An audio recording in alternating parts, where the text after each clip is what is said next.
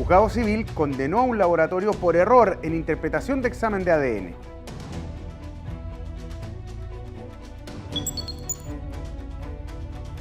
Lo condenaron por llevar destornilladores y alicates en su auto. Tribunal consideró que eran elementos para cometer un robo.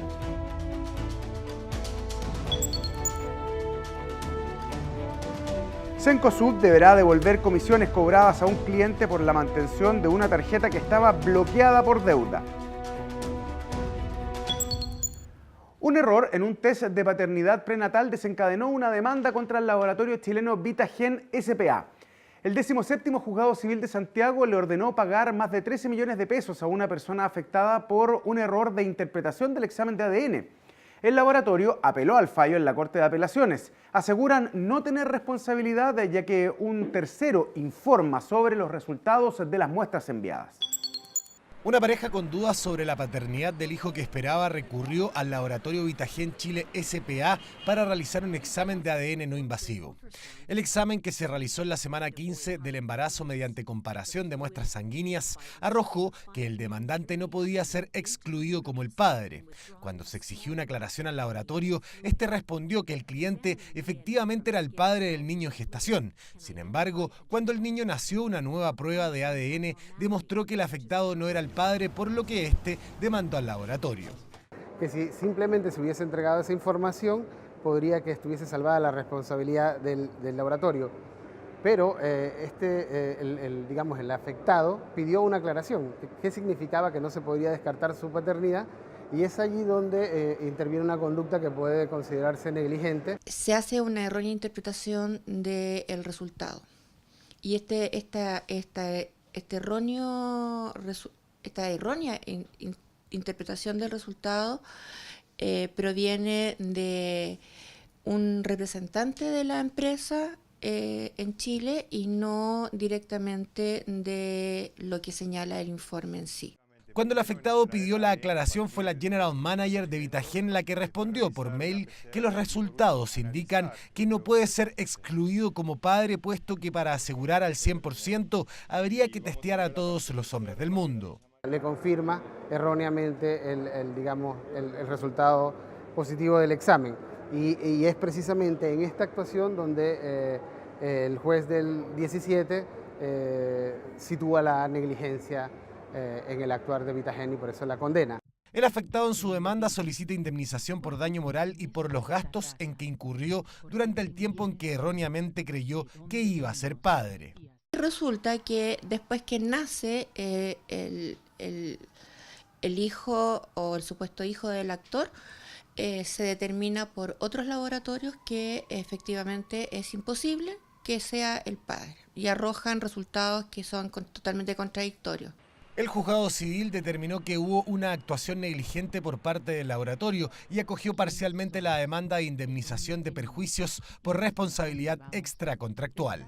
Lo que hay no es una responsabilidad de carácter contractual, sino que es una responsabilidad general de carácter civil e imputa entonces negligencia, falta de prudencia por parte de la representante de Vitagen.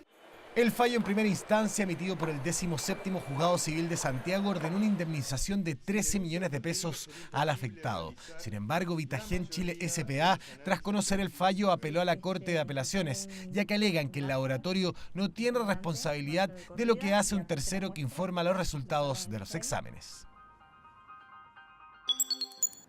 Carabineros lo detuvo por portar elementos conocidamente destinados a la comisión de un robo. El cuarto juzgado de garantía lo condenó, pero la Corte de Apelaciones de Santiago anuló el fallo porque consideró que 4 destornilladores, 3 pares de guantes y 2 alicates son herramientas de uso común.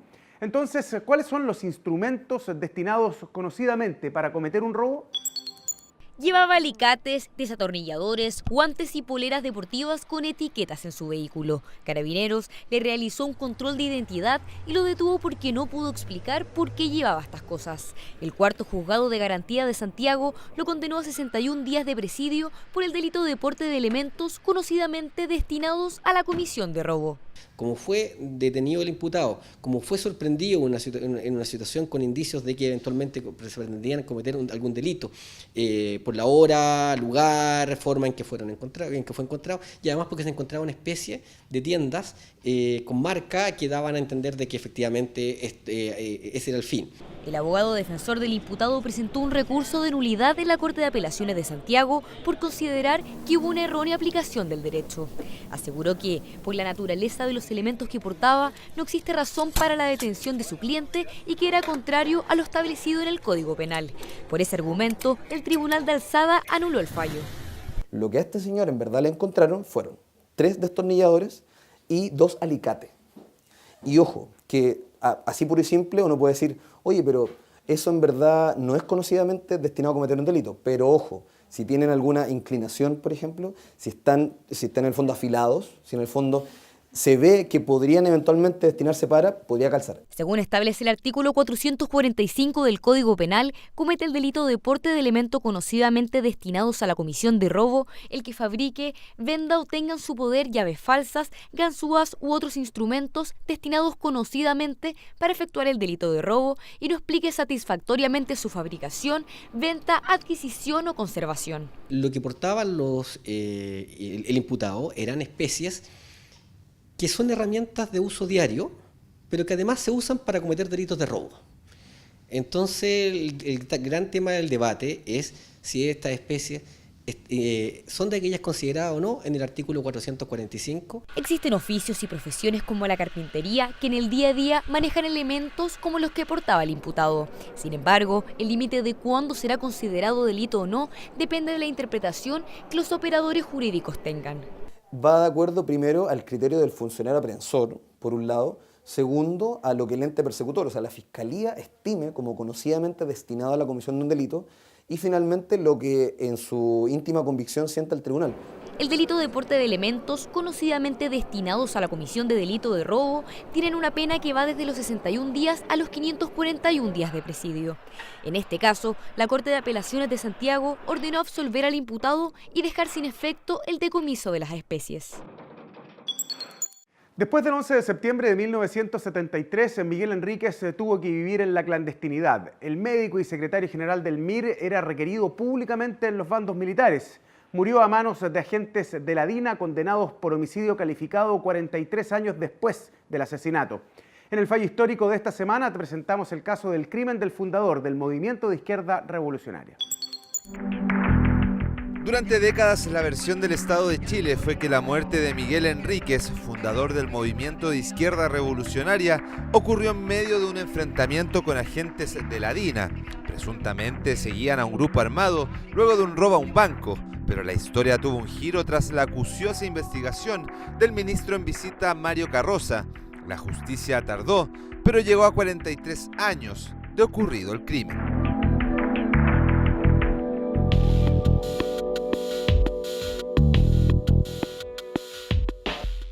El 5 de octubre de 1974, Miguel Enríquez se encontraba en esta casa ubicada en calle Santa Fe, en la comuna de San Miguel. El secretario general del movimiento de ultraizquierda compartía junto con su pareja Carmen Castillo Echeverría, quien estaba embarazada, y los integrantes del MIR, José Bordas y Humberto Sotomayor. Todos vivían en la clandestinidad desde el 11 de septiembre del año anterior. El reloj marcaba la 1 de la tarde y el aire se tornaba tenso. Una operación de la Dirección de Inteligencia Nacional estaba en pleno proceso y el refugio de Enríquez y los suyos sería atacado a punta de armas largas. Y el caso de Miguel Enríquez no fue un caso aislado. Efectivamente, desde el 11 de septiembre de 1973 comenzó un plan para eliminar a los principales militantes, a las principales figuras de los partidos de oposición a la dictadura, de los partidos de la Unidad Popular o afines a la Unidad Popular. Y hubo una época donde la DINA planificó el aniquilamiento de todos los dirigentes en esa época del MIR. Los dirigentes más destacados, más conocidos, más queridos, más... Entonces era descabezar el movimiento de resistencia. Y esa fue la forma, y la forma de planificar su crimen, no importa que hubiese una mujer embarazada al interior o otra persona, era también, como dicen ellos, borrar todas las huellas de coraje. La información que entregó el gobierno de facto en aquel entonces fue que la situación se originó a raíz de un robo en un banco que terminó con un enfrentamiento armado contra el grupo revolucionario. No hay inicialmente un enfrentamiento, hay desde un comienzo disparos a la casa donde se encontraba Miguel Enríquez con estas otras personas, sin que desde el personal de la DINA, del ejército, se haya en ningún momento exhortado a esas personas a entregarse para ser detenidas. Por lo tanto, era un plan simplemente para eliminarlos. La muerte de Enríquez, producto de al menos 10 balas, quedó en la impunidad en aquel entonces. Sus compañeros lograron escapar del inmueble por las techumbres de casas vecinas, en tanto la ejecución del plan de la DINA tuvo éxito. Llegaron al lugar en varios automóviles, sabían muy bien dónde era, pues lo habían seguido durante semanas. Era un temor que les tenían y por eso buscar la forma como de aniquilarlo o de en la tortura, matarlo en la tortura, y lo que hicieron con Miguel Enríquez fue eso. Y después, para justificar la cobarde acción, porque toda la vecindad supo cómo fue, la política del terror que existía no permitía denunciar eso. Los tribunales actuaron respecto al caso de Miguel Enríquez cuando se ingresó una querella criminal por parte de la agrupación de familiares de ejecutados políticos. A fines del año 2010, la presidenta del grupo, Alicia Lira, asistió a la reconstitución de Sena, en la que estuvo Miguel Krasnov, quien comandaba el grupo de la DINA. El ministro en visita, Mario Carroza, solicitó la diligencia. El ver los uniformes, el ver las armas, el hecho de las medidas de seguridad. Después, el retraerse en el tiempo, cuando ingresamos al hogar, imaginarte como hoy día, esto es lo que pasó. Y uno en el subconsciente o muy consciente tiene lo que vivió uno.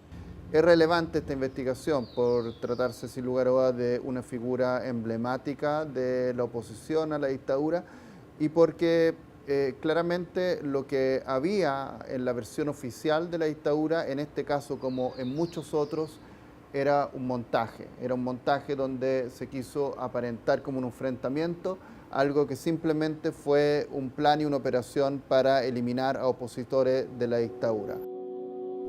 43 años después del crimen, el 3 de enero de 2018, recién el caso tuvo sentencia. Tras una investigación compleja, el ministro en visita para casos de violaciones de derechos humanos, Mario Carroza, condenó a 3 exagentes de la DINA por su responsabilidad en el delito de homicidio calificado en contra de Miguel Enríquez. Miguel Krasnov fue sentenciado a 10 años y un día de cárcel, con lo cual sumó cerca de 400 años de prisión en Punta Peuco. En tanto, los agentes Teresa del Carmen Osorio y Rodolfo Valentino Concha fueron condenados a 3 años y un día, con el beneficio de libertad vigilada. Algunos plantean que cuando la justicia tarda no es una verdadera justicia. Un fallo como este que llega 43 años después de la muerte de Miguel Enríquez y donde por mucho tiempo la versión oficial del Estado chileno es que este había sido un enfrentamiento y hoy día se entiende por parte de la justicia de Chile que fue una ejecución, es una justicia a medias. Pero por cierto es mucho mejor que llegue esa justicia aunque sea tarde. En el aspecto civil, el fallo condenó al fisco de Chile a pagar 50 millones de pesos a cada uno de los 3 hijos de la víctima.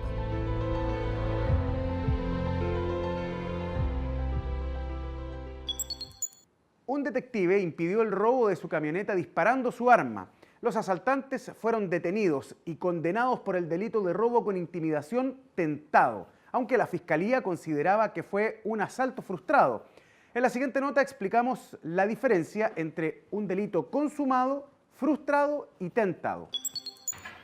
Con una pistola intimidaron a un funcionario de la PDI para robarle su automóvil y este lo impidió disparando con su arma de servicio a los delincuentes, entre ellos 2 menores de 18 años. El Ministerio Público le imputó a los responsables del delito de robo con intimidación frustrado. El cuarto Tribunal Oral en lo Penal de Santiago mantuvo la figura delictual solicitada, pero hizo una distinción con el grado. Estimó que el delito estaba tentado, toda vez que, si bien la víctima fue amenazada, fue amedrentada y se le pidió el vehículo, los sujetos, antes de la intervención del funcionario policial, ni siquiera alcanzaron a subir al vehículo. Según establece el artículo 7 del Código Penal, los delitos tienen distintos grados. Estos son consumado, frustrado, tentado. Para que un hecho ilícito sea consumado, el autor debe desplegar todas las acciones descritas en la ley penal. Hay que recordar en este punto que la ley penal siempre debe describir con exactitud cuál es la conducta que se sanciona. Otro grado que considera el Código Penal es el frustrado, que es cuando una persona tiene la intención de cumplir con todas las conductas constitutivas del delito, pero un hecho ajeno, contra su voluntad, provoca que no lo realice. El último es el delito tentado, como en este caso. Es cuando el sujeto quiere cometer el delito, despliega todas las acciones necesarias para dar principio a la ejecución del hecho, pero no logra desarrollar todas las conductas que exige el tipo penal para entender que el delito está consumado. Bien, le faltó algo, faltó un elemento. Según el razonamiento del tribunal, los asaltantes no cumplieron las acciones que define el robo con intimidación al no apropiarse del auto. Por eso fue calificado como tentado. Sin embargo, el artículo 450 del mismo Código Penal establece que algunos delitos protagonizados por mayores de edad, como por ejemplo el robo con intimidación, se deben siempre castigar en calidad de consumados, aunque estén en grado de tentativa. No se le aplica a los menores, ¿por qué? Porque ese artículo no se aplicó nunca y nunca estuvo en la ley de responsabilidad penal adolescente, por lo tanto no es aplicable. Ha sido muy discutido, pero la mayoría de los jueces no lo aplican. Por tanto, ellos se les sanciona como tentado. Asimismo, no todos los delitos establecidos en nuestro Código Penal y en las leyes especiales pueden ser calificados como frustrados o tentados, ya que dependerá de la naturaleza. Por ejemplo, no son y tienen siempre la calidad de consumados, la receptación o el tráfico de drogas. Si fuese otro delito, tiene mucha importancia que el delito sea consumado, frustrado o tentado, ya que en nuestros sistemas de determinación de penas, de castigos, nuestro código habla de grados, ¿sí? Y cada grado determina un número de días o años que una persona debe cumplir de castigo. Cuando se califica un delito como frustrado, la pena baja en 1 grado, mientras que si se califica como tentado, la sanción disminuye en 2 grados. En el caso de la tentativa de robo al funcionario de la PDI, 2 menores de edad recibieron la pena correspondiente a robo con intimidación tentado de 1 año de internación en régimen cerrado y 2 años de libertad asistida especial. El único adulto del grupo fue condenado por robo con intimidación tentado, pero con la pena de consumado a 6 años de presidio. La Corte de Apelaciones de Santiago acogió un recurso de protección presentado por un cliente de Cencosud al que le cobraban gastos de administración de su tarjeta, a pesar de que estaba bloqueada por morosidad en el pago de la deuda. Un cliente que no pudo seguir pagando las cuotas de su tarjeta Cencosud renegoció su deuda. Como parte de la repactación, la empresa bloqueó el plástico, por lo que no podía ser utilizado nuevamente. El trato consistía en el pago de 48 cuotas de 132.000 pesos. Sin embargo, con el paso de algunos meses, la persona se percató que le estaban cobrando un extra que no le había sido informado y del que no tenía conocimiento alguno. Estos costos de administración suponen el uso del producto, que significa que cada vez que se utiliza la tarjeta, eso genera una serie de actos administrativos que debe hacer la empresa para efectuar los cobros, como por ejemplo hacer la facturación, enviar los detalles de los cobros, etc. Y si es que la tarjeta está bloqueada, él no puede usar ese producto, entonces no tiene sentido que se le cobre por costos de administración, porque esa administración no existe desde que la tarjeta ha sido bloqueada. El afectado ingresó un recurso de protección a la Corte de Apelaciones de Santiago, en el que alegó el actuar arbitrario e ilegal del cobro de una comisión mensual por una tarjeta de crédito que se encontraba bloqueada y no morosa y que no podía usar. Invocó la afectación del artículo 19, número 24 de la Constitución, que vela por el derecho de propiedad en sus diversas especies sobre toda clase de bienes, en este caso el patrimonial. En este caso, la persona no tenía ninguna posibilidad de usar la tarjeta porque la tarjeta estaba, como habíamos dicho, bloqueada. ¿Qué quiere decir eso? Era como que ya la tarjeta había dejado de tener su efecto. Y de hecho la Corte dice, en parte del fallo, que revisaron los contratos que existían entre las partes y no había ninguna disposición en los contratos que existían que facultaba a la empresa, a Cencosud, para hacer el cobro de estas comisiones. Entonces la empresa contesta o responde señalando que lo que le están cobrando es la administración del crédito. Pero ese ítem no existe en el contrato que él firmó y dado que tampoco estaba el registro telefónico, no existe en ningún lugar algún antecedente que nos diga que el cliente se obligó a pagar estos costos de administración del crédito. Por lo tanto, la Corte estima que ese cobro no corresponde y por lo tanto se entiende que es arbitrario. Al ser arbitrario, acoge el recurso. La empresa, en su respuesta, señaló que pasaron más de 30 días desde que ocurrió el cobro de estos gastos administrativos, por lo que se había excedido el plazo para presentar recurso de protección, algo que la Corte desestimó en vista de que el cobro era recurrente en el tiempo.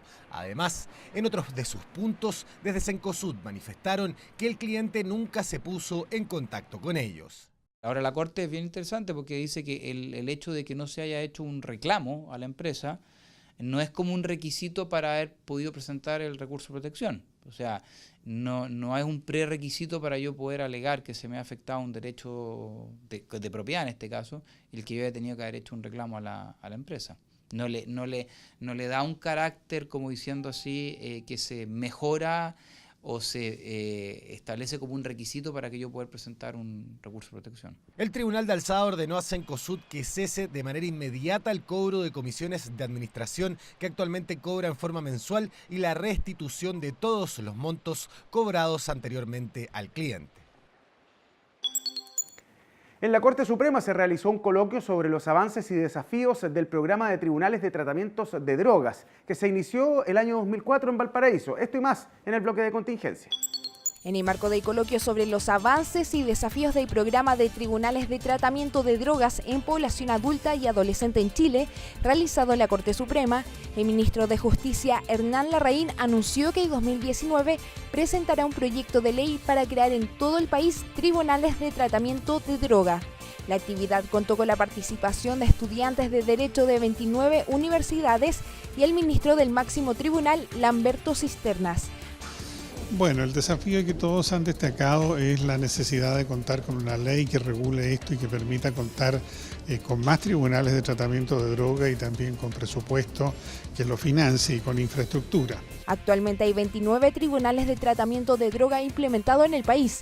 Estos son una alternativa distinta para tratar el consumo problemático de drogas y alcohol asociado a la comisión de delitos. La Dirección de Comunicaciones del Poder Judicial dictó un taller de vocería y comunicaciones para jueces en la región de Valparaíso.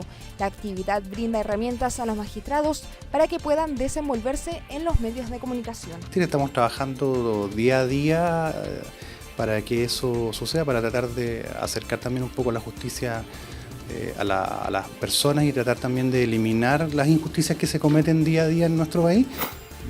Tras 21 años de servicio en el Tribunal de Aizada, el ministro de la Corte de Apelaciones de Valparaíso, Julio Miranda, se acogió a retiro al cumplir la edad legal para ejercer el cargo. El magistrado ejerció funciones en el Poder Judicial durante 48 años. He cumplido con lo que quería hacer. No diré que, citando a un poeta, decir, fui el arquitecto de un propio destino, es decir, uno llega al final de ese largo camino y se da cuenta de que las cosas fueron positivas. Durante su última jornada laboral, el ministro Miranda integró la tercera sala y concurrió al Pleno, donde la presidenta del tribunal, Rosa Herminia Aguirre, le dedicó especiales palabras, destacando su rectitud y legado de humanidad y buen desempeño. El Juzgado de Garantía, Letras y Familia de Puerto Aysén despidió al funcionario Mario Ballesteros, quien se acogió a retiro voluntario tras 49 años de una carrera judicial que inició en 1969. La actividad contó con la presencia de la presidenta de la Corte de Apelaciones de Coyhaique, Alicia Araneda, ministros, magistrados, funcionarios de la jurisdicción y familiares. Estoy feliz porque he entregado todo lo que pude y hoy día me di cuenta de que mi labor fue bien recibida siempre por todos mis superiores y qué mejor que eso. Durante la ceremonia, el ahora exfuncionario recibió una serie de saludos a través de videos de ministros y magistrados que trabajaron en el tribunal, además de diversos reconocimientos por parte del Tribunal de Aizada de Coyhaique. El artículo 21 de la Constitución de la República explica en qué consiste el recurso de amparo. el que tiene como principal fin establecer la legalidad o ilegalidad de una privación de libertad. En esta cápsula educativa te contamos cómo se presenta. Un recurso de amparo es una acción que la Constitución de la República concede a cualquier persona detenida, presa o arrestada o que sufra de cualquier otra privación, perturbación o amenaza en su derecho a la libertad personal y seguridad individual. Debe ser presentado a un juez que determinará la legalidad de la privación de libertad. Este podrá ordenar la libertad inmediata o que la persona sea puesta a disposición del juez competente. Toda persona natural puede presentar un recurso de amparo a su nombre o el de otra persona y no necesita un abogado para ser gestionado. No existe además un plazo definido para presentarlo, en tanto se mantenga la privación, amenaza o perturbación a la libertad del solicitante. El presidente de la Corte Suprema, Haroldo Brito, realizó diversas actividades esta semana. En la siguiente síntesis te invitamos a revisar su agenda. El presidente de la Corte Suprema, Haroldo Brito, recibió al nuevo representante de UNICEF en Chile, Paolo Mefalopoulos. Las autoridades conversaron sobre temas de colaboración entre las instituciones en asuntos de la niñez, con el objetivo de renovar el convenio para fortalecer capacidades de jueces y funcionarios en esta materia. Confirmar la disponibilidad de UNICEF de colaborar en asuntos de niñez en el Poder Legislativo.